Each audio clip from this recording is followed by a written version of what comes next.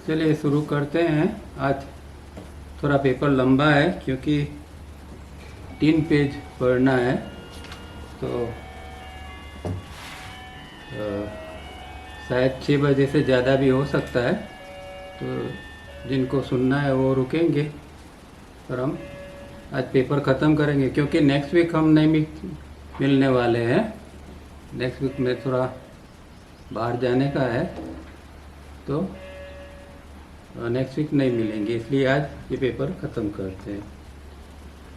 तो हम ये पेपर के अंदर मेन जो है वो बात है इंट्यूशन सेंटर की, जो हमारे राइट मिड ब्रेन में है उसको डेवलप करने के लिए इसमें पूरी बात है।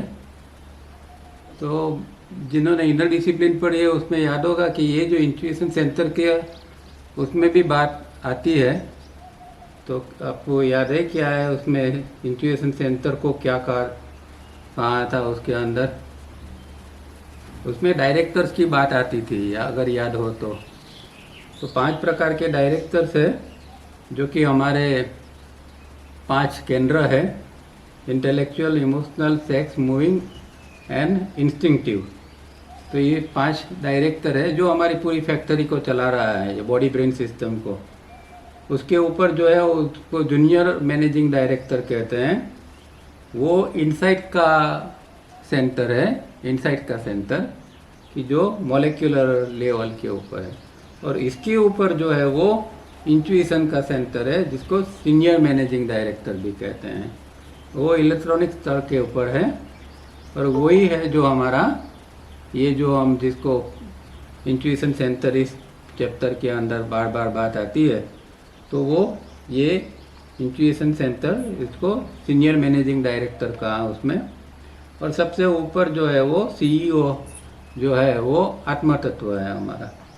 तो इस तरह का पूरा बॉडी ब्रेन सिस्टम को किस तरह चलाया जाता है ये उसमें बताया था।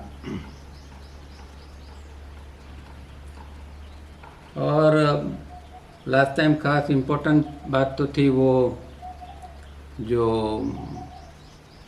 ये इंट्यूशन सेंटर से हमें किस तरह चिट्ठी को कम्युनिकेट करना है, और जो टेक्निक बताई थी मेरे ख्याल से कई लोगों ने की भी होगी कि जिसमें पूरी मेथड बताई है, रिलैक्स होना है, 3 स्टेप करना है, और जो कोई हमारा खास प्रॉब्लम है उसका हमें एक कागज़ के ऊपर लिख के उसको तैयार रखना है और फिर शांति से बैठ के उसको पढ़ना है।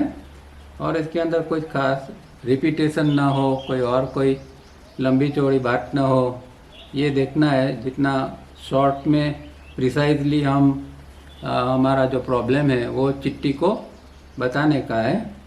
और वो जो है ये इंट्यूशन सेंटर थ्रू चिट्ठी को हो जाएगा और चिट्ठी से हमें कहीं ना कहीं कभी ना कभी जवाब मिल जाएगा और सॉल्यूशन भी उसका मिल जाएगा। तो ये टेक्निक बहुत बहुत इम्पोर्टेंट है और हमारे वर्ल्डली प्रॉब्लम के लिए भी हम इसका उपयोग कर सकते हैं और स्पिरिचुअल गाइडेंस के लिए भी हम इसका उपयोग कर सकते हैं। तो इसका प्रयोग करके देखना, इससे क्या होगा कि आप धीरे धीरे करके चिट्ठी के कांटेक्ट में आना शुरू होगा। आपको महसूस होगा कि कोई आपके साथ है, कोई आपको सुन रहा है। क्योंकि ऐसे हम इस तरह जीते हैं जैसे कोई निर्जन टापू के ऊपर हम जीते हो, इस तरह हमारा जीवन है। सब लोग आजू बाजू सब कुछ है, सब कुछ कोई है, फिर भी एक अकेलापन हमेशा आदमी को परेशान करता है। तो एक हम चिट्ठी को भी हमारा दोस्त बना सकते हैं और उसके साथ हम बात कर सकते हैं, उससे हम गाइडेंस ले सकते हैं, सॉल्यूशन पा सकते हैं। तो ये जब जब भी आपको, पर ऐसा नहीं है कि कोई प्रॉब्लम आए तभी आप इसको ये करो। आप कोई भी चीज़ है उसको, जैसे कि हम कोई अपना चीज़ अपनी शेयर करते हैं अपने फ्रेंड्स के साथ, इसी तरह आप हर चीज़ है जो आप चिट्ठी के साथ शेयर कर सकते हैं। प्रॉब्लम, सुख है, दुख है, मज़े में है, कोई भी बात है वो आप इसके साथ ये कर सकते हैं। तो ये टेक्निक बहुत इम्पोर्टेंट है। अब आज आगे पढ़ते हैं पेज नंबर 42 के ऊपर। तो ये टेक्निक के बारे में हमने डिटेल में देख लिया था। आज इसके ऊपर ही और जो साइलेंस मेडिटेशन वगैरह क्या है उसके ऊपर तावरिया जी कुछ बात करना चाहते हैं, वो हम ट्राई करते हैं। Fate is not an intellectual belief in something और someone but a state of awareness. तो फेट मतलब कि जो हमारे अंदर एक श्रद्धा है, तो नॉर्मल कोर्स में हमारी जो श्रद्धा है वो कैसी है, वो किससे जुड़ी हुई है, हमारे इमोशन से जुड़ी हुई है। कोई व्यक्ति के ऊपर हमें श्रद्धा है मतलब हम इमोशन से वो व्यक्ति से के साथ जुड़ी है, भगवान के साथ या कोई महापुरुष के साथ हम जुड़े हुए होते हैं, तो इमोशनली जुड़े हुए होते हैं। तो यहाँ ये कहते हैं कि इमोशनली न जुड़ना है, न कि कोई हमारी ये फेथ जो है वो इंटेलेक्चुअल बिलीफ माने बौद्धिक मान्यता, कोई ये बौद्धिक मान्यता नहीं होनी चाहिए। और बौद्धिक मान्यता से किसी के साथ जुड़ना वो फेथ नहीं होता है, न कि किसी को मान लिया। क्योंकि हम क्या होता है कि किसी के बारे में, कोई महापुरुष के बारे में सुनते हैं, पढ़ते हैं और इम्प्रेस हो जाते हैं और फिर हम इसके साथ में हम जुड़ जाते हैं। तो ये सब चीज़ जो है वो रियल फेथ नहीं है, पर हमारी फेथ का जो आधार है वो तो हमारा स्टेट ऑफ अवेयरनेस है। हमारे अंदर अवेयरनेस की मात्रा जितनी होगी वो मात्रा से हम सच में तो हमारे अंदर जो फेथ जो है वो बनेगी। Where you link your limited awareness of चित्त reducing the noise with in for a time to the unlimited infinite awareness and wisdom of चित्ती। तो फेथ का यहाँ डेफिनेशन क्या बताते हैं कि हमारा जो स्टेट ऑफ अवेयरनेस है और दूसरा जो स्टेट ऑफ वो हमारा स्टेट ऑफ अवेयरनेस है वो चित्त का स्टेट ऑफ अवेयरनेस है, और दूसरा जो स्टेट ऑफ अवेयरनेस है वो चित्ती का जो है वो इन्फिनाइट अवेयरनेस है, जिसके अंदर इन्फिनाइट अवेयरनेस और विजडम पड़ा हुआ है। तो जब हम हमारे चित्त को थोड़ा शांत कर देते हैं, उसमें कुछ जो नॉइस है माने कि अंदर जो बकबक चल रहा है वो शांत हो जाता है, तो हम चित्ती के साथ हमारे चित्त को जोड़ सकते हैं। और वो जो स्थिति बनती है वो सच में फेथ है, वो सच में श्रद्धा की स्थिति है, न कि किसी के साथ बौद्धिक रूप में जुड़ना या भावात्मक रूप में जुड़ना। That this can be done is through yoga, that this can be done is faith, and slowly when it starts yielding positive result, you will be convinced. Your conviction will then be stronger than faith. तो ये हो सकता है, और वो अगर ये होता है तो वही सच्चा योग है। चित्त का चित्ती के साथ जुड़ना वही सच्चा योग है, और ये हो सकता है, और ये इसको ही फेथ कहते हैं। ये हो सकता है और ये सच्ची फेथ या श्रद्धा जो जिसको कहते हैं ये हो सकते हैं। और जब ये घटित होगा तो फिर हमें धीरे धीरे करके इसका जो पॉजिटिव रिजल्ट मिलेगा तो हम कन्विंस भी होते जाएंगे, हमें एक विश्वास आता जाएगा कि हाँ नहीं ये चीज़ है, ऐसी चित्ती कोई चीज़ है और जिसके साथ हम जुड़ सकते हैं। तो ये जब हमारा अंदर कन्विक्शन, एक दृढ़ विश्वास बनेगा तो वो तो फेथ से भी ज़्यादा स्ट्रॉन्ग कन्विक्शन बनेगा। Your ego, your awareness, your intelligence must be told in no uncertain words that there is a much super and higher source to which they must all submit with grace and smile. अब जो है वो ये चित्ती के साथ जुड़ने के लिए हमारे अंदर जो प्रॉब्लम है या लिमिटेशन है, वो पहला तो है हमारा ईगो, हमारा अहम जो है वो अहम जब तक काम करता है तो वो चित्ती के साथ जुड़ने नहीं देता है। जब चित्त के अंदर अहंकार आ जाता है तो फिर चित्ती के साथ वो जुड़ नहीं पाता है। और फिर हमारी जो लिमिटेड अवेयरनेस है या हमारे जो लिमिटेड इंटेलिजेंस है, इन सबको हमें कह देना है, अनिश्चित शब्दों के अंदर कहना है कि भाई एक कोई और भी हायर टाइप का, सुपीरियर टाइप का एक कोई सोर्स है कि जिसको आपको हंसते हंसते सबमिट हो जाना है, आपको सरेंडर हो जाना है। तो कहने का मतलब ये है कि जो हमारे ईगो, अवेयरनेस, इंटेलिजेंस, सब कुछ जिसको हम बहुत बड़े मानते हैं, बहुत महान मानते हैं, इन चीज़ों के ऊपर बहुत कई बार हमें गर्व होता है हमारे इंटेलिजेंस वगैरह के ऊपर, तो वो कोई ऐसी चीज़ नहीं है जो चिट्टी की अवेयरनेस है उसके सामने तो ये कुछ नहीं है। तो जो हायर सोर्स जो है तो वो हायर सोर्स जो चिट्टी है और चिट्टी का हायर सोर्स है, उसके आगे इन लोगों को ईगो अवेयरनेस वगैरह को सरेंडर हो जाना है।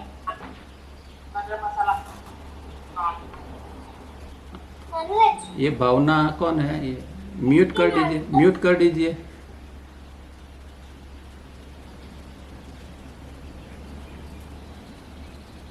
तो इस तरह हमें हमारा हंसते हंसते हमारे ईगो वगैरह को सबमिट कर देना है, उसको समर्पण कर देना है। Each individual being that is you and I is a fully equipped power house. तो हमारे बॉडी ब्रेन सिस्टम जो है, जिसमें से चिट्टी हर समय गुजरती रहती है, तो चिट्टी भी पावर हाउस है और उसकी शक्ति हमारे अंदर भी आती है। तो हमारा बॉडी ब्रेन सिस्टम भी जो है वो एक power house, equipped power house, मतलब उसके अंदर सब सामग्री है, ऐसा कुछ उसमें कमी नहीं है। इस तरह का एक पावर हाउस हमारे अंदर है, हम सबके अंदर।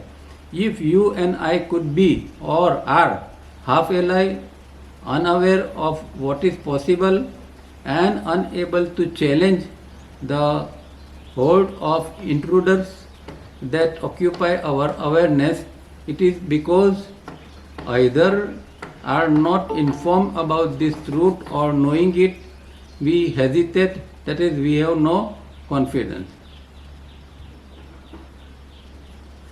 तो ये जो है, जब तक हम हाफ अलाइव है, मतलब कि हमारे अंदर कोई फोर्स नहीं है, जीवन जो है, जीवन और जागृति जो है वो भरपूर मात्रा में हमारे अंदर नहीं है। जैसे हम मरते मरते जीते हैं, प्रॉब्लम के अंदर घिरे हुए हैं, माइंड हमेशा कुछ ना कुछ सोचता रहता है।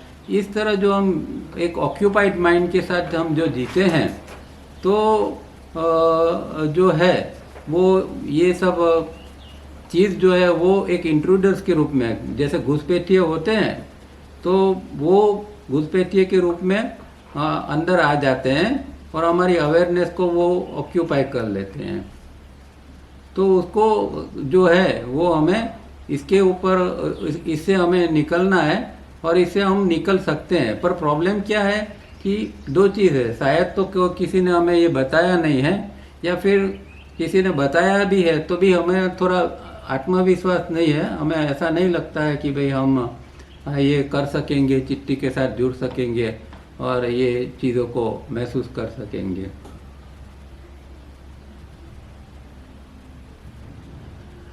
Do not degenerate into being slaves of subconscious, that is memory patterns and uncontrolled emotions. अब ये दो चीज़ बहुत खतरनाक है जिसके हम गुलाम बन जाते हैं बार बार। एक तो है मेमोरी पैटर्न जो है पड़ी है हमारे अंदर, जिसको हम सबकॉन्शियस भी कह सकते हैं। तो मेमोरी पैटर्न या सबकॉन्शियस जो है, और दूसरा जो है अनकंट्रोल्ड इमोशंस। हमारे अंदर इमोशन जो है वो जंगली घोड़े जैसे है, जो जंगली घोड़ा जो जिसको काबू में नहीं लाया जा सकता, ऐसे होते हैं। इसी तरह हमारा जो ये इमोशंस है उसको कंट्रोल करना, जब एक बार इमोशंस नेगेटिव हो जाते हैं फिर इसको कंट्रोल करना बहुत मुश्किल हो जाता है। फिर हम क्या सोचते हैं, क्या करते हैं, क्या बोलते हैं, कोई होश हवास नहीं होता है, इस तरह के हम हो जाते हैं। तो ये दोनों को जो है, ये जो चीज़ हमें गुलाम बना देती है, उससे हमें डिजनरेट नहीं होना है, इससे हमें भ्रष्ट नहीं होना है, इससे हमें नीचे नहीं उतर जाना है। ये दो तीनों चीज़ों के ऊपर हमें काम करना पड़ेगा। Refuse to accept this old condition. तो ये जो ओल्ड कंडीशन बार बार आती रहती है मेमोरी पैटर्न से, इमोशन से, उसको हमें रिफ्यूज़ करना पड़ेगा, उसको इसका इनकार करना पड़ेगा, इसके अंदर हमें नहीं जाना है। तो जब ऐसी स्थिति बनेगी तो उसके ऊपर हम काम कर सकते हैं, उसको हम रोकने का, रिफ्यूज़ करने का प्रयत्न कर सकते हैं। The very refusal will bring about A change. तो जैसे जैसे रिफ्यूज़ल आपका बढ़ता जाए, जैसे जैसे इनकार बढ़ता जाए, एक बार इनकार किया तो आपके अंदर एक स्ट्रेंथ आ जाएगी, दूसरी बार और इनकार किया तो और स्ट्रेंथ आ जाएगी। एक जो चीज़ हमारे अंदर नेगेटिव बार बार जो आती है, तो एक बार रोका उसको तो फिर वो दोबारा थोड़ी कम ताकत से आएगी, दोबारा भी रोक लिया तो तीसरी बार आएगी तो और कम ताकत से आएगी। तो ये एक हमें एक हैबिट डालना है, इस तरह का एक हमें काम करना पड़ता है, इसको इनकार करना सीखता है कि जो चीज़ नेगेटिव है या फिर साधना के लिए कोई चीज़ रुकावट है, जैसे कि भाई सुबह में उठना है, प्रैक्टिस करनी है, पर आलस आती है, होता है कि भाई बाद में करेंगे, तो ये चीज़ जब सामने आती है एक प्रकार से, तो तुरंत उसके ऊपर रिफ्यूज़ल हमारा आ जाना चाहिए कि नहीं भाई ये चीज़ नहीं चाहिए। तो इस तरह हम बार बार इसको करेंगे तो फिर ये चीज़ जो है वो पीछे हट जाएगी, हम फिर आराम से फिर आगे बढ़ पाएंगे। Know that every idea whatever strong और वीक, दैट इज पॉजिटिव और negative, complete its circuit in the body, meaning it has ultimately to come back to us. अब कोई एक चीज़ जो है वो अच्छा विचार है या बुरा विचार है, वो उसकी हमेशा एक पूरी सर्किट होती है, तो वो पूरी सर्किट कंप्लीट होती है और फिर से हमारी आंख के सामने आ जाता है। जैसे खास करके जब ब्रूडिंग होता है तो क्या होता है कि एक विचार आया और वही सेम विचार फिर से दोबारा वो सर्किट पूरी करके फिर से सामने आ जाता है, तीसरी बार आता है, चौथी बार आता है, तो इस तरह बार बार यही चीज़ ये सर्किट पूरी करके हमारे सामने आती रहती है। The more you indulge means brood, the more they come to you decide what they shall B.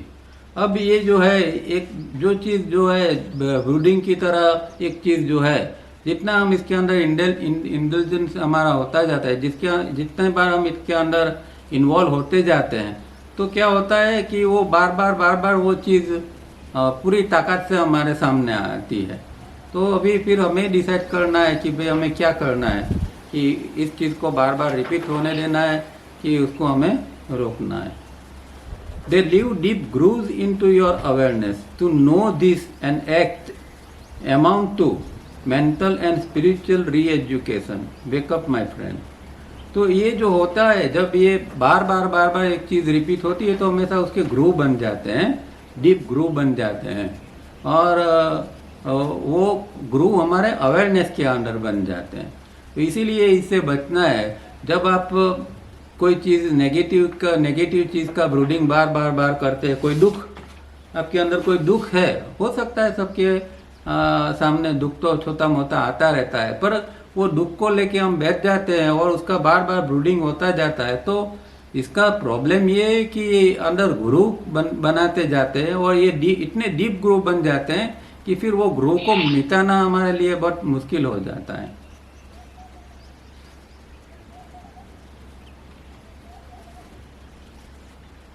तो इसको फिर to know this and act, तो उसको जानना और उसके ऊपर काम करना, तो वो मेंटल और स्पिरिचुअल री एजुकेशन है, मानसिक और आध्यात्मिक पुनर्शिक्षण है। तो ये हमें इस तरह पुनर्शिक्षण हमारे को करना है। ઇન્દ્રવર્ધન ભાઈનું મ્યુટ કો આજે બધાને કેમ કહેવું પડે છે વારે વારે? આટલા વખતથી લોકો જોઈન થાય છે પણ મ્યુટનું ધ્યાન નથી રાખતા.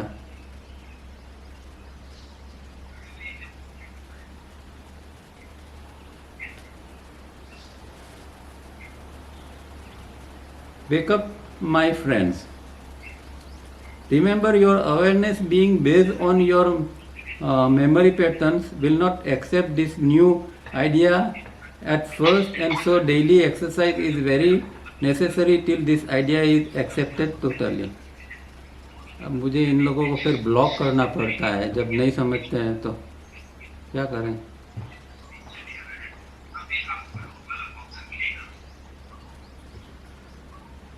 तो remember your awareness being based on your memory pattern. तो हमारी जो अवेयरनेस का लेवल जो है वो हमारा उसका आधार क्या है? हमारी मेमोरी पैटर्न है. Will not accept this new idea. अब वो जो है वो नए इसको एक्सेप्ट नहीं कर सकते हैं. जो ये हम प्रयत्न करते हैं री एजुकेशन का, तो उसको वो नहीं करते हैं एक्सेप्ट.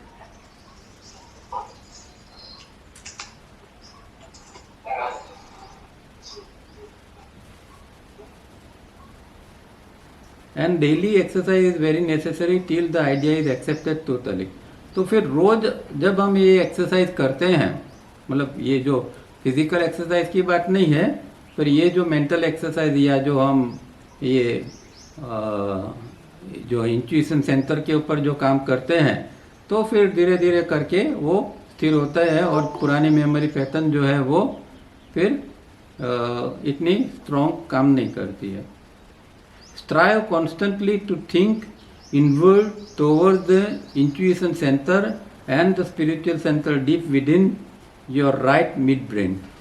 तो हमें क्या करना है कि बार बार हमारा जो अटेंशन है उसको दिन में बार बार जितनी बार हो सके इतनी बार ये जो अंदर इंट्यूशन सेंटर और स्पिरिचुअल सेंटर जो कि राइट मिड ब्रेन के अंदर पड़े हैं वहाँ बार बार हमें अटेंशन ले जाना है।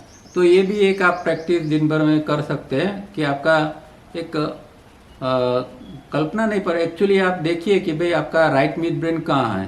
तो हम अंदर से महसूस कर, बाहर से नहीं पर अंदर से महसूस करना है कि ये पोर्शन जो है मेरा राइट मिड ब्रेन है यहाँ अंदर की ओर। तो वहाँ जो है वो एक इंट्यूशन सेंटर और ये स्पिरिचुअल सेंटर दोनों पड़े हैं। तो वहाँ अपना अटेंशन को ले जाने का प्रयत्न करना है। जितना अटेंशन आपका पावरफुल होगा इतना आप वहाँ अंदर तक डीप में जा पाओगे। और जो लोग अच्छी तरह प्रिज्म की एक्सरसाइज करते हैं वो फिर ये कर पाएंगे, क्योंकि जिनका अटेंशन अच्छा होता है वो फिर वहाँ इस स्पिरिचुअल सेंटर और इंट्यूशन सेंटर तक पहुँच सकते हैं। Every time you find yourself going back to your old ways, come back to this center। अब जब जब हम पुराने पैटर्न के ऊपर चले जाते हैं तो फिर से वहाँ से वापस आना है और ये जो सेंटर है वहाँ अटेंशन को फिर से बार बार हमें वहाँ ले जाना है। तो मेमोरी पैटर्न या जो जिस तरह हम विचारों में जीते हैं वो विचारों से निकल कर थोड़ा कोई और क्रिएटिव काम अंदर करना पड़ता है। In Gita a similar thought is expressed. Lord Krishna says, when the volatile and wavering mind the चित्त would wander, let him restrain it and going it back to its allegiance to the self. तो जब हमारा चंचल मन जो है वो चंचल और व्यग्र मन जो है वो और अस्थिर जो मन है वो जब जब भी भटकता है तो उसको रोकना है और बार बार उसको जो हमारा जो सेल्फ है, हमारा आत्म तत्व है, वो सेल्फ की ओर उसको बार बार ले जाना है। और जब आप रमन महर्षि का पढ़ोगे तब भी यही बात उन्होंने भी बार बार बताई है कि भाई आपका जो हार्ट सेंटर है जहाँ आपका आत्मा रहता है वो वहाँ बताते हैं कि वहाँ आपका आत्मा रहता है हार्ट सेंटर के अंदर। तो अब दिन में बार बार आपका अटेंशन जो है वो हार्ट सेंटर के ऊपर ले जाओ। तो यही बात गीता के अंदर बताई है। अब हमें कुछ बोलना है। क्या कहना है? से infinite intelligence illuminates and guide me, और से ओम सत्यम परम धीमहि, refuse to entertain your old patterns, put up a board no entry। अब ये एक कोटेशन की तरह हमें एक जैसे कि प्रेयर करते इस तरह हमें कहना है कि infinite intelligence illuminates and guides me. तो इन्फिनाइट इंटेलिजेंस मतलब जो अनंत प्रज्ञा, जो चित्ती का जो प्रज्ञा है, अनंत प्रज्ञा है, वो मुझे प्रकाशित करे और मुझे मार्गदर्शन दे। इस तरह का एक हम दिन में कई बार ये शब्द भी बोल सकते हैं, ये सेंटेंस भी बोल सकते हैं, ताकि हम ये चिट्ठी के संपर्क में आए और फिर एक दिन हमें चिट्ठी का प्रकाश और उसका गाइडेंस मिलना चालू हो जाए। या फिर और कुछ समझ में नहीं आता है तो सिंपली बोलिए ओम सत्यम परम धीमहि। इसका मतलब क्या होता है कि जो परम सत्यम है, परम सत्यम का धीमहि का मतलब ध्यान करना, तो पॉन्डर ओवर। तो मैं परम सत्यम का ध्यान करता हूँ। तो जो परमात्मा है, परम सत्यम जो है, उसका मैं ध्यान कर रहा हूँ। तो ये भी आप ये तो बीज मंत्र है, उसको भी आप बोल सकते हैं। और किसी प्रकार की जो पुरानी पैटर्न है उसको हमें एंटरटेन नहीं करना है, उसको हमें बढ़ावा नहीं देना है, ना उसके प्रति उसके अंदर हमें इन्वॉल्व होना है। यहाँ एक जैसे कि हमें एक बोर्ड लगा देते हैं कि नो एंट्री, जहाँ नहीं जाने की ये होती है तो नो एंट्री। इसी तरह हमें भी ये ओल्ड पैटर्न के जब निकलती है तो वहाँ हमें अपने आप को ही अटका देना कि नो एंट्री, हम ये होल पैटर्न में नहीं जाएंगे बार बार। Character is the moral deposit of 1000 struggles. 1000 struggles, बार बार हजारों बार हमें स्ट्रगल करना पड़ता है, तब हमारे अंदर एक जो है वो मॉरल डिपॉजिट डेवलप होती है, एक नैतिक भंडार होता है, और वही हमारा कैरेक्टर है, वही हमारा चारित्र है। तो चारित्र निर्माण करने के लिए हजारों बार हमें संघर्ष करना पड़ता है, तब सही चारित्र निर्माण होता है। The memory pools are deeper than the Pacific ocean. तो मेमोरी पूल जो है, मतलब जो 3A और 3B जो पीछे जहाँ मेमोरी पड़ी है, वो कितने डीप है? पैसिफिक ओशन से भी ज़्यादा डीप है। पैसिफिक ओशन तो हजारों माइल अंदर डीप में होगा, तो उससे भी डीप में ये जो है वो हमारी मेमोरी पैटर्न है, क्योंकि ये जन्मों जन्म की मेमोरी पैटर्न हमारे अंदर पड़ी है। एक साइड में जो 3A है उसमें तो चलो इस जन्म की मेमोरी पड़ी है, पर दूसरा जो 3B का एरिया है उसके अंदर तो जन्मों जन्मों की, हजारों लाखों जन्मों की मेमोरी पैटर्न्स वहाँ पर ही है, और इसीलिए वो पैसिफिक से भी और डीपर है। In them are your past thoughts, deeds, your failures, your weaknesses. तो ये जो पैटर्न्स जो है हमारी सब कुछ इस जन्म की या पुराने जन्मों की, तो उसके अंदर हमारे ये जो है वो हमारे सब पुराने विचार है, हमने जो कर्म किए थे वो कर्म का भी ये है। हमारे जो फेलियर्स थे, हम जो निष्फल हुए जितनी बार, और हमारी जो वीकनेसेस थी, हमारी जो दुर्बलता थी, ये सारी चीज़ों वहाँ ये मेमोरी पैटर्न के अंदर ये सारी चीज़ें पड़ी होती है। इसीलिए प्रॉब्लम यही है कि जब भी मेमोरी पैटर्न बाहर आती है तो इस तरह की पुरानी चीज़ लेके आती है, और फिर हमें वही ग्रुव के अंदर फिर से हम चले जाते हैं। Live for some time in this inner state of war and ultimately it will give you peace. तो एक हमें वॉर के स्टेट में आ जाना है, एक अंदर लड़ाई करनी है, हमारे साथ एक संघर्ष करना पड़ता है। जब ये चीज़ें उठती है, पुरानी चीज़ उठती है, तो उसके साथ जरा लड़ाई करके उसको शांत कर देना है। यहाँ इसका मतलब ये नहीं, कोई सप्रेशन नहीं है कि लड़ाई का मतलब ये नहीं कि दिन भर मन के साथ झगड़ते रहो, इस सेंस के अंदर ये नहीं है, पर एक अंदर अवेयरनेस हमें डेवलप करनी है। हमें देखना पड़ता है कि कब कब ये पुरानी पैटर्न आती है और किस तरह हमें खींच के ले जाती है। तो इस तरह अवेयरनेस के साथ काम करना है, तब वो फिर सप्रेस नहीं होगी। नहीं तो खाली अंदर ये करेंगे तो फिर सप्रेशन होगा और गड़बड़ी हो जाएगी। और जब इस तरह की हम वॉर करते हैं, इस तरह का ये काम करते हैं, तो अल्टीमेटली हमें फिर अंदर शांति का अनुभव होता है, क्योंकि जब ये पुरानी मेमोरी पैटर्न्स निकल जाती है तो फिर शांति का अनुभव अवश्य होता है। This memory patterns bind you to the wheel of birth and death, never ending. तो ये जन्म और मृत्यु का चक्कर जो है अनंत चक्कर चल रहा है, हजारों लाखों जन्मों से चल रहे हैं। हम पता नहीं कितनी बार जन्म ले चुके, कितनी बार मर चुके हैं। तो ये जो चल रहा है बार बार उसको जो ये मेमोरी पैटर्न जो है वो उसका मेन कारण है। मेमोरी का पैटर्न के लिए गई मेमोरी के कारण, मेमोरी फिर आफ्टर ऑल मेमोरी जो है वो संस्कार बन जाती है। जब डीप मेमोरी होती है, पैटर्न बनती है, तो वो एक संस्कार बन जाती है। तो हमारे शास्त्र भी कहते हैं कि भाई संस्कार ही हमारे जन्म मरण का कारण है। तो जितने संस्कार हमारे अंदर ज़्यादा है और जितने स्ट्रॉन्ग है, वो हमारे जन्म मरण का कारण बन जाते हैं। One day in future mark my words. तो कहते हैं कि मेरे ये जो मैं कह रहा हूँ, तावड़िया जी कह रहा है कि मैं जो कह रहा हूँ ये एक याद रखना, एक दिन फ्यूचर में हो सकता है। If not in this life then in some future life, in desperation you will. समय ऐसा आएगा जब हम जाग जाएंगे, हमें महसूस होगा कि वो हम किस तरह जीते थे और किस तरह जी रहा है।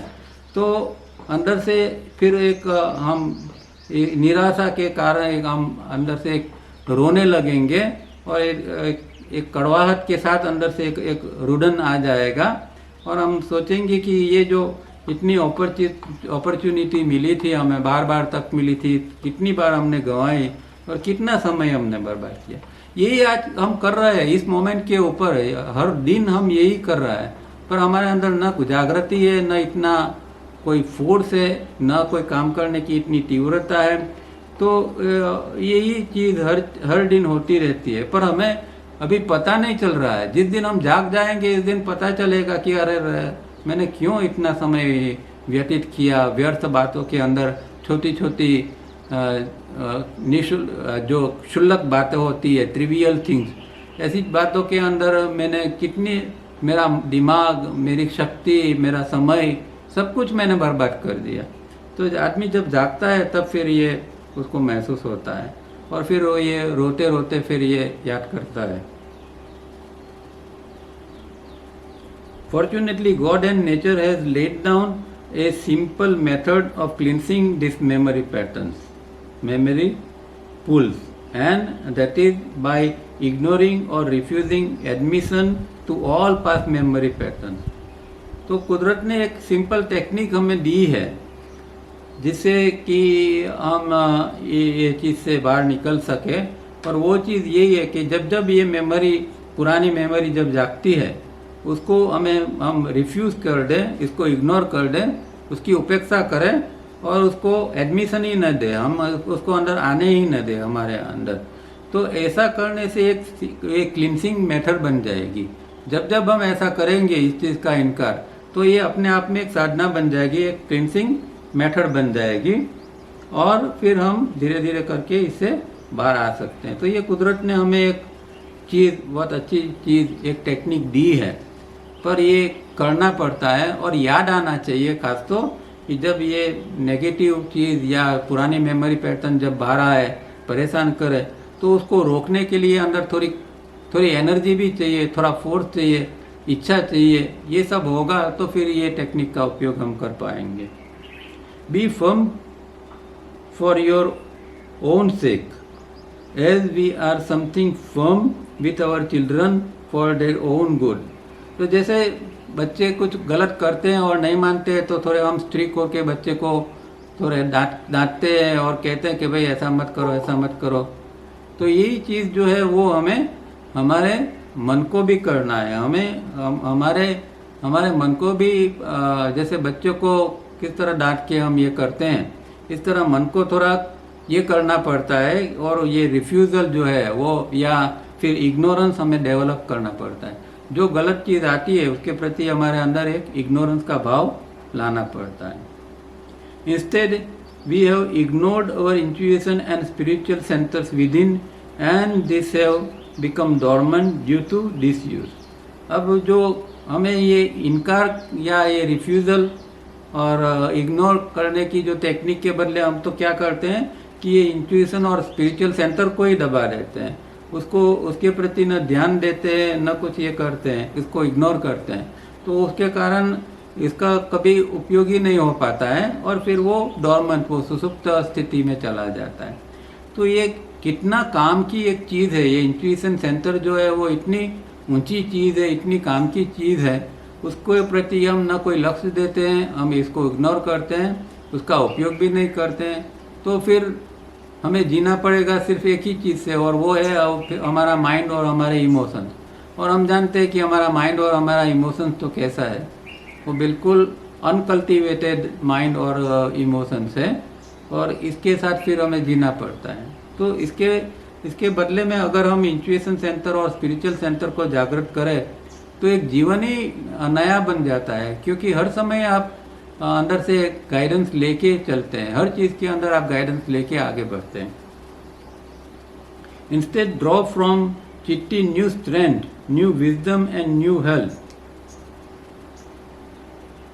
This is the least you can ask and gate.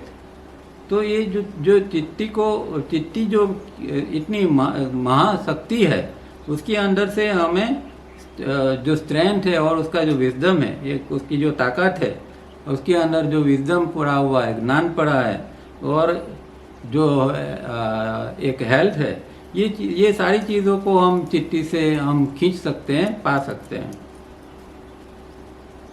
और इतना तो हम कम से कम मांग सकते हैं चिट्ठी से, क्या कि इसका स्ट्रेंथ, इसकी विजडम और एक नई हेल्थ, इतना तो हम कम से कम चिट्ठी से मांग सकते हैं। It is unlimited in supply. अब ये चिट्ठी का सप्लाई तो इतना अनलिमिटेड है, जैसे कि एक वृक्ष जो उगता है तो एक बीज से एक वृक्ष उगता है, फिर ये वृक्ष बड़ा होता है, उसके ऊपर फल आते हैं, तो एक फल के अंदर हजारों बीज होते हैं या बहुत सारे मतलब कि बीज होते हैं, और फिर हर बीज में से एक दूसरा वृक्ष जन्म ले सकता है। तो कितना विपुल मात्रा में चित्त हर जगह पर हर समय काम करती है, जितना चाहिए उससे बहुत सारा हमेशा चित्त का सप्लाई होता है, पर हम जो है उसका राइट यूज़ नहीं करते हैं, उसको वेस्ट ज़्यादा करते हैं, तो फिर वो चीज़ जो है वो हमारे काम में या हमारे डेवलपमेंट में नहीं आती है। Let it flow and cleans your memory pools of the rotten matter accumulated within as if you are pouring fresh water। तो जैसे कि कोई सड़ी हुई चीज़ होती है और उसको हम पानी से साफ करते हैं, इसी तरह जो हमारे अंदर ये जो मेमोरी पैटर्न जो पड़ी है मेमोरी पूल के अंदर, उसको चिट्ठी को आने दो और इस चिट्ठी को उसको साफ करने दो, उसको इसका फ्लो को एक मौका देना चाहिए। उसके लिए हमें शांत हो जाना चाहिए, स्थिर हो जाना चाहिए, और सिर्फ शांत रहना ही इतना ही काफ़ी है, और कुछ करने की ज़रूरत नहीं। तो जब हम शांत बन जाते हैं तो चिट्ठी जैसे कि फ्रेश वाटर हमारे अंदर डाल के ये सारी चीज़ जो है पुरानी मेमोरी उसको साफ कर देगी। Imagine your self rather visual your self under such A shower from चिट्ठी रादर ए वाटरफॉल फ्रॉम चिट्ठी। ये भी एक टेक्निक है, ये उन्होंने बताया है कि भाई आप इसका भी बार बार विजुअलाइजेशन कर सकते हैं कि जैसे कि हम स्नान करते हैं तो शावर के नीचे खड़े रहकर स्नान करते हैं, इसी तरह आप शांति से बैठो और कल्पना करो कि जैसे पानी का फुहारा आपके ऊपर पड़ता है, इसी तरह ये चिट्ठी का भी फुहार जो है वो आपके ऊपर आ रहा है, और आप जैसे कि चिट्ठी के ये शावर के अंदर स्नान कर रहे हैं, या एक वाटरफॉल होता है तो उसका भी आप कल्पना कर सकते हैं, जैसे वाटरफॉल में से कितना जोर पानी आता है जोर से, तो इसके नीचे आप खड़े हैं, तो ये चिट्ठी का प्रवाह जो है आपके ऊपर आ रहा है, इसके लिए आप विजुअलाइज, खाली कल्पना नहीं करना है, विजुअलाइज करना है, इसको मतलब आँखों से जागृति पूर्वक इसको देखना है, उसको महसूस करना है, तो फिर हो सकता है कि वो हमारी जो मेमोरी पैटर्न पड़ी है उसको वो साफ कर देगी। Speak and act with confidence for now you are operating a divine law. तो जो टेक्निक बताई थी जिसके अंदर हमें बोलना है, तो जो बोलना है वो एकदम कॉन्फिडेंस के साथ बोलना है, और फिर जो कुछ काम करना है वो भी कॉन्फिडेंस के साथ काम करना है, क्योंकि अभी हम एक जो नए जो दिव्य लॉ है, डिवाइन लॉ है, जो दिव्य प्रकार के जो नए कायदे हैं उसको हम ऑपरेट कर रहे हैं, उसको हम लागू कर रहे हैं हमारे ऊपर। Once you change your attitude to life and thinking, this new change will work in your sleep and will make you very soon a new person. अब इस तरह जब हम काम करते हैं तो, और फिर हमारा विचार और जो जीवन की जो हमारा एटीट्यूड है विचार के प्रति, जीवन के प्रति, हमारी जो थिंकिंग की जो प्रक्रिया है उसके प्रति, तो वो एटीट्यूड हमारा अभिगम जो है उसको हम एक बार चेंज कर देते हैं, तो फिर हम निद्रा के अंदर भी एक जागृति का अनुभव कर सकते हैं, और फिर धीरे धीरे हम महसूस करते हैं कि जैसे कि एक नया इंसान हमारे अंदर से बन रहा है, पुरानी चीज़ें चल जा रही है और नई नई चीज़ें हमारे अंदर डेवलप हो रही है। तो पुरानी पैटर्न जो है वही, जैसी पैटर्न ऐसा मनुष्य। आज जो है हम और कुछ नहीं है, खाली पैटर्न ही है, वो पुरानी पैटर्न जो है वही हम आज है। अब ये पैटर्न निकल जाएगी और नई कोई अच्छी पैटर्न आएगी तो हम नए आदमी बन जाएंगे और अच्छे आदमी बन जाएंगे। तो इस तरह एटीट्यूड को चेंज करना भी जरूरी है। But honest hard work for some time is essential. तो हार्ड वर्क तो करना ही पड़ेगा, प्रामाणिकता से हार्ड वर्क करना बहुत बहुत जरूरी है। The past will be transformed into a clean and pleasant future without the need of any day dreaming. तो कोई डे ड्रीमिंग नहीं करना है, कोई कल्पना नहीं करना है, कुछ नहीं करना है, पर इस तरह जब काम होता है तो ये जब पास्ट ट्रांसफॉर्म हो जाता है और एक दिन एक क्लीन और प्लेजेंट फ्यूचर हमारे सामने आ जाता है, एक मज़ेदार खुशनुमा फ्यूचर सामने आता है और कोई और कुछ सोचने की भी ज़रूरत नहीं पड़ती। Hold all that has been said so far as a new thought and hold on to it. अब जो बात यहाँ तावड़िया जी ने बताई है उसको हमें बार बार उसके प्रति सोचना है, उसके ऊपर हमें जाना है और इस तरह हमें काम करना है कि इसका वो जो चीज़ जो है वो नई चीज़ बन जाए, ये चीज़ हमारे अंदर एस्टेब्लिश हो जाएंगे, इसको होल्ड करना है, उसको पकड़ के रखना है। तो यहाँ सारी जो बातें बताई है उसका उद्देश्य यही है कि ये चीज़ हम पकड़ के रखें और इसके ऊपर काम करें, तो फिर ये चीज़ नई चीज़ बन जाएगी। For sometimes you have to be very conscious about it the whole day, soon it will become a part of your self, your new self. तो कुछ दिन तक तो हमें बहुत कॉन्शियसली इसके ऊपर काम करना पड़ेगा, बहुत जागृति रखनी पड़ेगी पूरा दिन, और ये देखना पड़ेगा कि पुरानी पैटर्न तो वापस नहीं आ रही है, और इस तरह चिट्ठी को काम करने देना है और पुरानी पैटर्नों को साफ होती हो इस तरह हमें अनुभव लेते जाना है। तो इस तरह कुछ दिन करते जाएंगे तो फिर एक हमारा एक भाग बन जाएगा, हमारा जीवन का भाग बन जाएगा, हमारा अस्तित्व का एक भाग बन जाएगा। Breathe in rhythm, think in rhythm, all scar will heal, all problems will die, a new being will arise in you। तो श्वास जो है हमें रिदम से लेना है और हमारा जो विचार जो है, विचार प्रक्रिया है, उसको भी हमें रिदमिक बनाना है। तो क्या होगा कि जो अंदर पुराने जख्म पड़े हैं वो जख्म हील हो जाएंगे, उससे हम मुक्त हो जाएंगे, उसकी सारवार हो जाएगी, और जो पुराने प्रॉब्लम्स है वो भी मर जाएंगे क्योंकि वो इसके साथ जुड़े होते हैं। तो ये नया रिदमिक फॉर्म आएगा तो पुराने प्रॉब्लम फिर रह नहीं पाएंगे।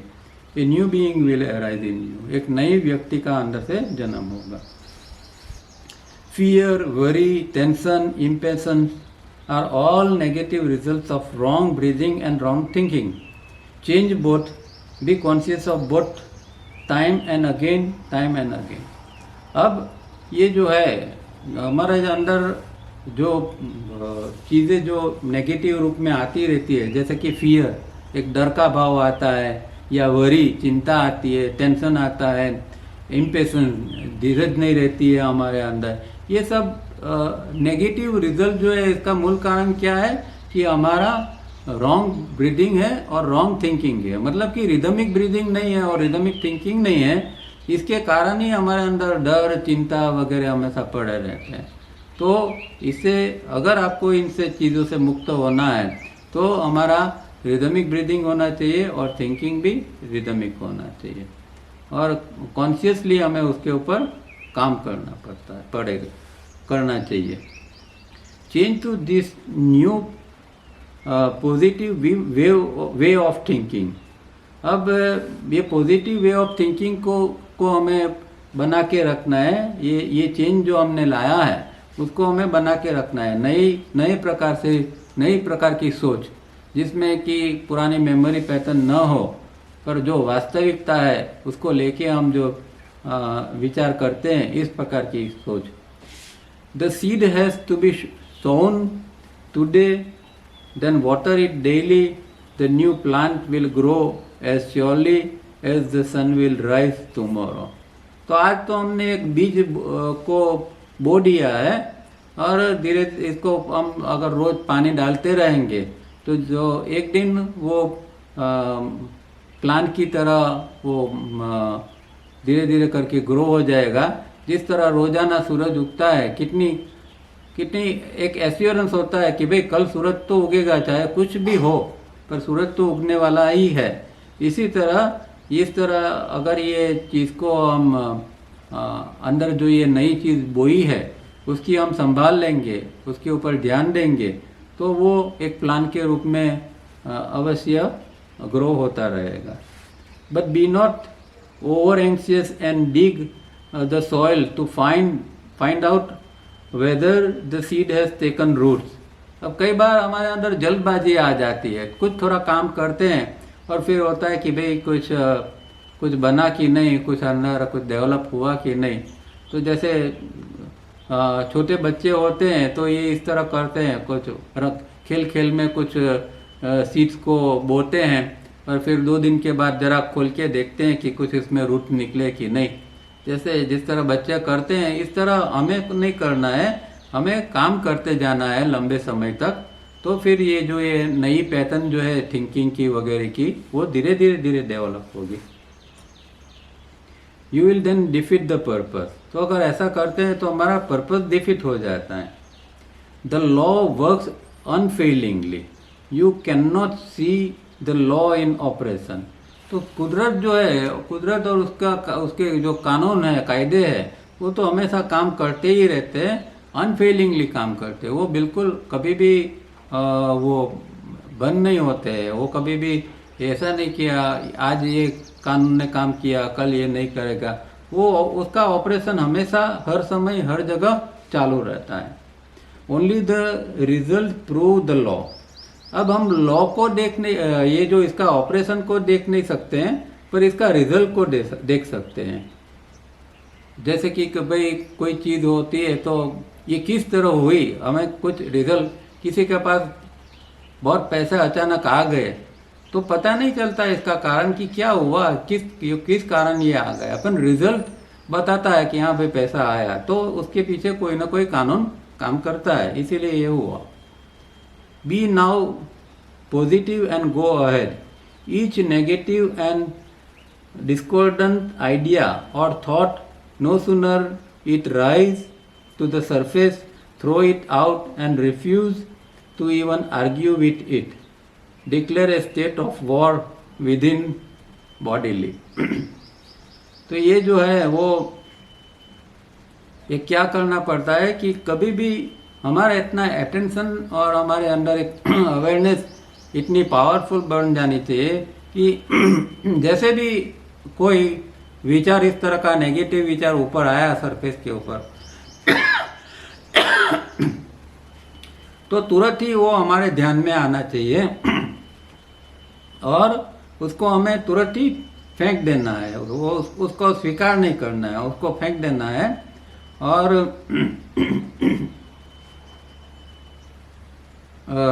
Declare state of war. जैसे कि कोई स्टेट के अंदर वॉर अंदर ही चलती है दो पक्षों के अंदर, इसी तरह हमें भी ये वॉर जो नेगेटिव चीज़ पुरानी चीज़ आती है उसके सामने एक वॉर डिक्लेयर करके इसको रिफ्यूज करना है, उसको फेंक देना है। और mental field has to be brought under right law exactly as physical action needs the operation of physical laws. अब फिजिकल जो हम काम करते हैं तो उसके पीछे फिजिकल लॉज होता है। जैसे कि एक ग्रेविटेशन का लॉ है, हम चलते हैं बैठते हैं जो कुछ करते हैं तो ग्रेविटेशन का लॉ जो है फिजिकल लॉ एक काम करता है। इसी तरह कुछ ऐसे भी लॉज जो है वो मेंटल फील्ड से लेके है, हमारा मानसिक क्षेत्र से लेके, तो वो जो है वो उसका वहाँ उपयोग होता है। तो उसको भी हमें जानना पड़ता है कि कोई किस तरह के ये मेंटल फील्ड के लिए कौन सा लॉ जो है वो काम कर रहा है। When and where there is rhythm, there can be no discord or conflict within or without. अब जहाँ ये तो बार बार तावड़िया जी हमेशा कहते थे कि भाई जहाँ रिदम है वहाँ कोई संघर्ष नहीं होगा, वहाँ कोई विसंवाद नहीं होगा, डिस्कॉर्ड नहीं होगा।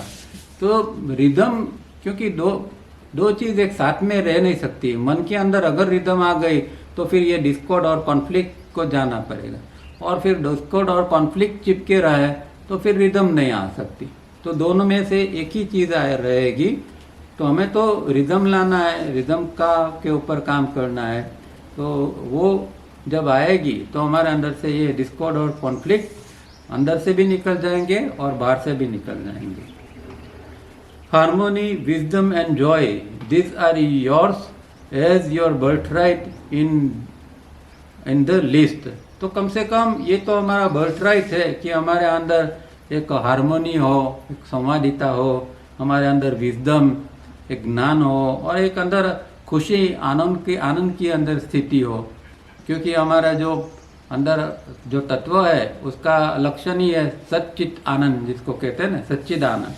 तो सच्चित आनंद वो जो है वो एक इसका लक्षण है। तो ये हमारा बर्थ राइट है और इतना तो हम पा ही सकते हैं। The peace that passeth understanding is a peace brought about by such conquest of the self within, of the total eradication of discord and ignorance within.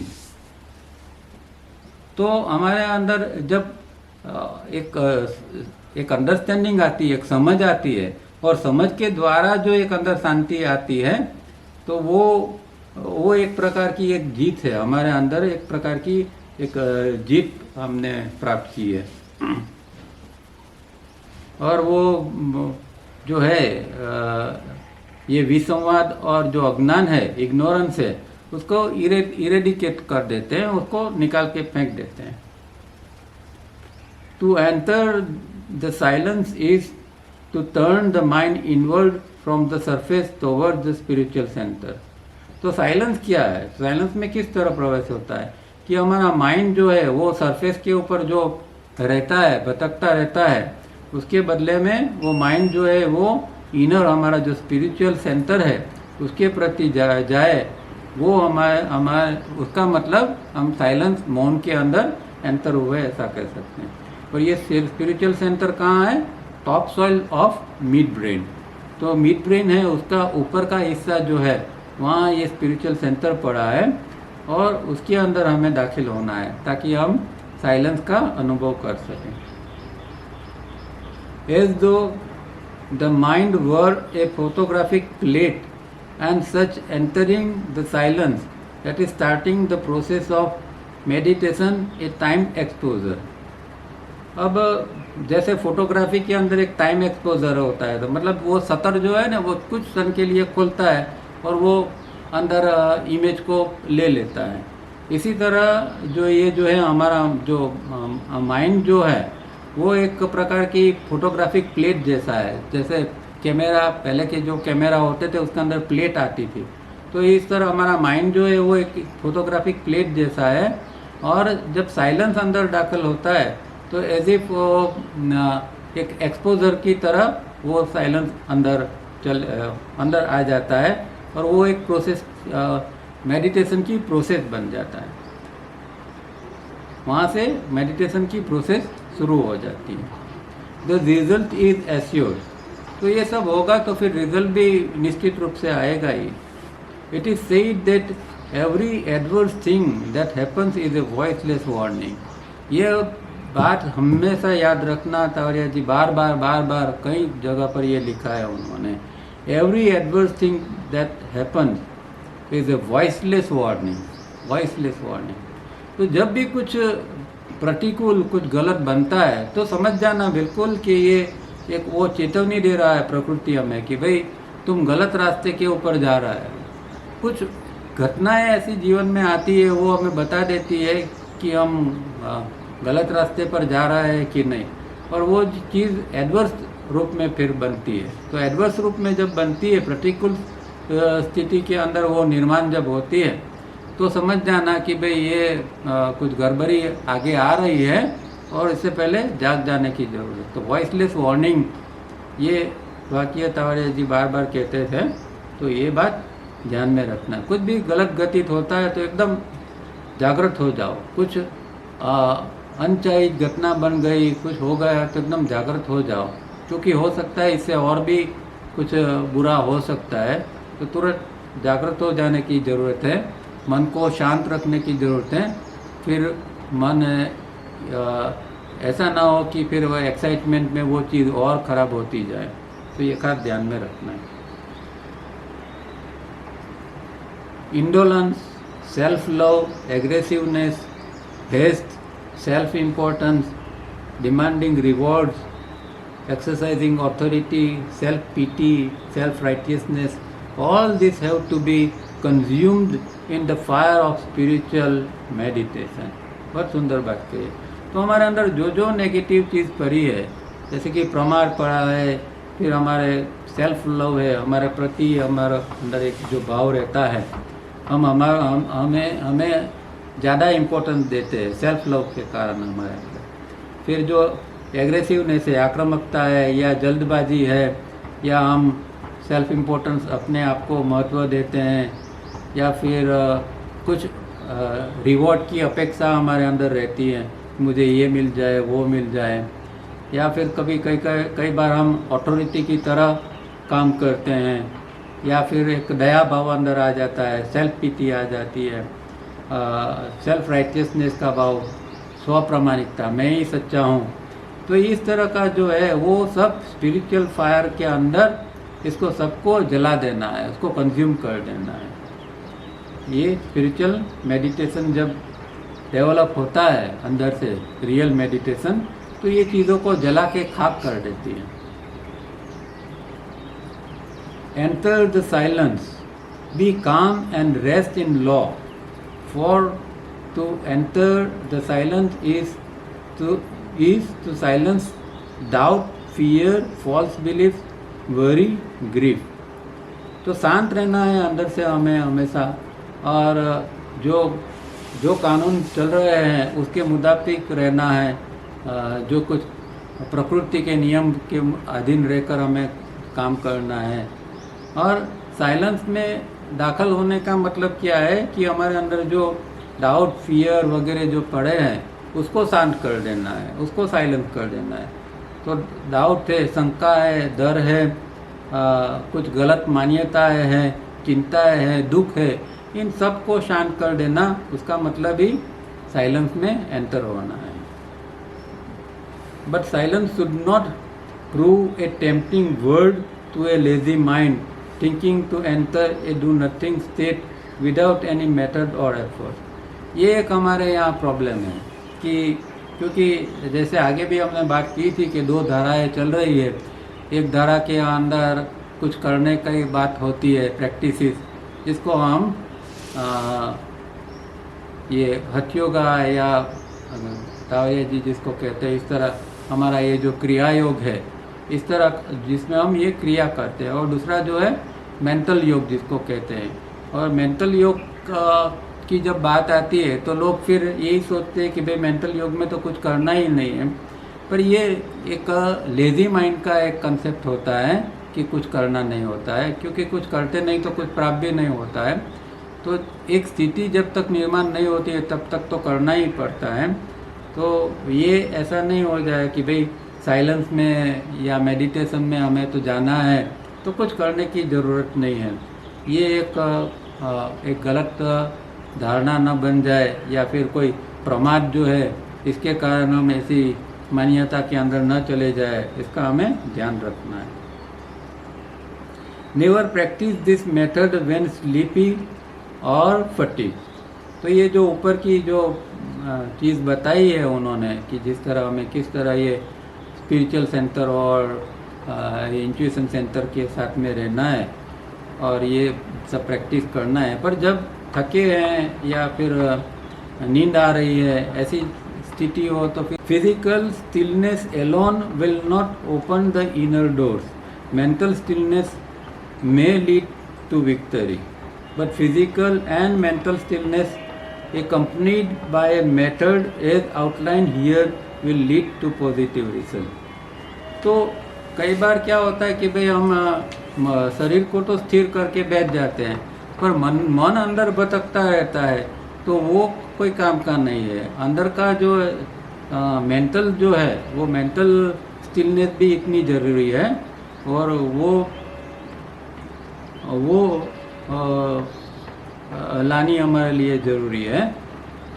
और ये फिज़िकल और मेंटल स्टिलनेस जो है, वो दोनों कुछ मेथड के यहाँ जो उन्होंने जो मेथड बताई है, वो उसके द्वारा हम ये दोनों को ला सकते हैं, और इसके द्वारा हम पॉजिटिव रिजल्ट को भी ला सकते हैं। तो फिज़िकल और मेंटल इलनेस, ये स्टिलनेस दोनों ज़रूरी है। Do not practice so called concentration on circle, a point or a crystal ball, but adhere to this creative idea only। तो कई लोग अलग अलग प्रैक्टिस करते रहते हैं, और कोई एक सर्कल के ऊपर फोकस करते हैं, कोई पॉइंट के ऊपर फोकस करते हैं, कोई लोग क्रिस्टल बॉल जो होते हैं उसके ऊपर फोकस करते हैं। तो इस तरह कोई प्रैक्टिस कोई करने की ज़रूरत नहीं है। जो ये यहाँ जो एक क्रिएटिव आइडिया की जो उन्होंने ये बताई है, जो प्रैक्टिस, वही करना काफ़ी है। Do not be drawn toward psychic phenomena और trance, vision and voice and mental pictures. तो ये सब भी लोग करते हैं, साधना के नाम पर न जाने क्या क्या करते हैं। तो साइकिक फेनोमिना जो होती है, वो उसके प्रति वो कुछ उसके ऊपर काम करते हैं, कुछ ट्रांस में मतलब गहराई में जाने का उसकी कोई विधि साधना प्रैक्टिस करते हैं, कुछ आवाज़ सुनने की या देखने का, ऐसे ही प्रकार की मेंटल पिक्चर्स देखने का, ऐसा कई लोग कुछ अलग अलग साधना करते हैं, पर कहते हैं कि यहाँ ऐसे कुछ करने की ज़रूरत नहीं, प्लीज़ अवॉइड, ये सबसे दूर रहो। Never rest in vision and voices, for in that case you would be walking towards the left hand part of for immediate small psychic gains and miss the true spiritual experiences late that will be your rich reward। अब कुछ साधना इस प्रकार की होती है कि जो हमें लेफ्ट हैंड पार्ट के ऊपर ले जाती है, मतलब कि जो वाम मार्ग जिसको कहते हैं, तो वाम मार्ग के प्रति हमें ले जाती है। तो इससे कुछ कई बार क्या होता है कि कुछ इमीडिएट फ़ायदा उससे मिल जाता है, छोटे छोटे कुछ साइकिक सिद्धि या शक्तियाँ आती हैं, तो ये थोड़े फ़ायदे मिलते हैं, तो इस तरह लोग इसमें चले जाते हैं। पर जो आगे जाके जो स्पिरिचुअल अनुभव या स्पिरिचुअल जो और फ़ायदे मिलने वाले हैं, वो यहाँ मिलते नहीं हैं, वहाँ अटक जाते हैं। तो अगर स्पिरिचुअल फ़ायदे लेने हैं तो इन चीज़ों से मुक्त होना है। Do not henceforth sink into a passive subjective silence, merely enjoy sensual quietism and indulge in vague fancies of imagination। तो इन चीज़ों में भी हमें नहीं डूबना है। पैसिव सब्जेक्टिव साइलेंस, तो एकदम सब्जेक्टिव पैसिव साइलेंस जो होते हैं एकदम निष्क्रिय रूप में शांत हो जाते हैं, ऐसी चीज़ों में भी नहीं जाना है कि कोई सेंसुअल कोई चीज़ों में, जैसे कि कोई चीज़ सुनते सुनते सुनते एकदम शांत हो गए और आनंद करने लगे, तो ऐसी चीज़ों में नहीं जाना है।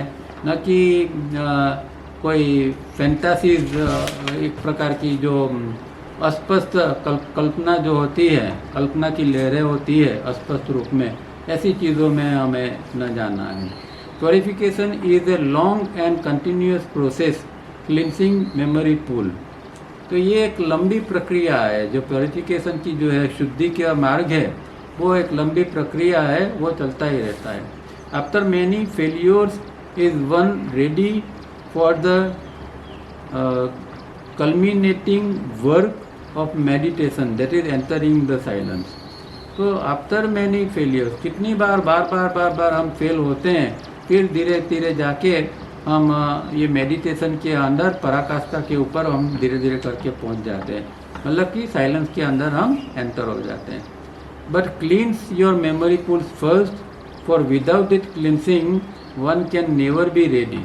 तो पहले तो हमें हमारी ये मेमोरी पूल के ऊपर काम करना है, पुरानी मेमोरी को शुद्ध करना है, उसके बिना हम आगे ऊपर का काम नहीं कर सकते हैं.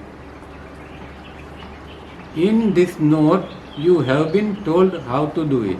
तो यहाँ उन्होंने बताया भी है कि किस तरह हम इसको मेमोरी को साफ कर सकते हैं.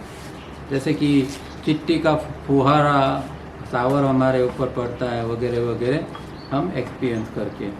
In this great experiment with your self where ultimately that is later you will experience God and nature through the active cooperation of Chitti and go beyond Chitti as stated earlier to change your life and world. The same laws that yield such positive results require that you too must adjust to the new pattern of thinking and living and breathing. अब जो है ये जो एक experiment जो नया हम कर रहे हैं तो उसके अंदर हमें जो है वो आगे जाके फिर भगवान है, प्रकृति है, उसका भी हमें अनुभव होता जाएगा. ये जो प्रक्रिया जो उन्होंने पूरी बताई है वो एक एक्सपेरिमेंट है और उसको करते करते हम परमात्मा और प्रकृति का भी हम अनुभव कर सकते हैं. और फिर जब चिट्टी के साथ जुड़ते हैं तब इस प्रकार का हमारा अनुभव होगा कि भाई हम प्रकृतियों के परमात्मा के साथ में भी जुड़ सकते हैं. पर किसके साथ में? ये चिट्टी का कोऑपरेशन के कारण, मतलब कि चिट्टी का एक सहकार लेना जरूरी है. एंड गो बियॉन्ड चिट्टी, मतलब कि चिट्टी के बाद में जो आत्म तत्व का क्षेत्र आता है उसके अंदर फिर एंटर होती है. तो चिट्टी का जो ये है वो 3B का स्टेज है और इसके परे की बात जब आती है तो 3C का जो स्टेज है वो उसकी बात आती है. तो change your life and world. तो जब ये 3B और 3C की जो स्थिति बनती है तो ये पूरा जीवन ही बदल जाता है.